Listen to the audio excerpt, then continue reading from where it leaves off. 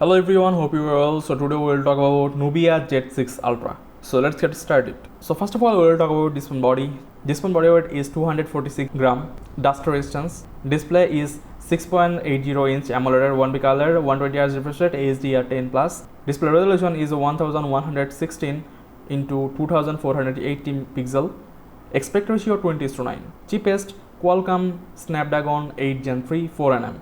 Memory 256 GB with 8 GB RAM, 256 GB with 12 GB RAM. OS Android 14, myOS 14. Rear camera is 50 megapixel with 1.6 aperture.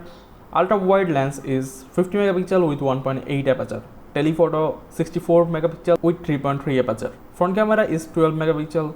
Video capture. Rear camera can capture 8K with 30 fps and 4K with 30, 60 and 120 fps and HD with 30 and 60 fps. And front camera can capture HD with 30 fps.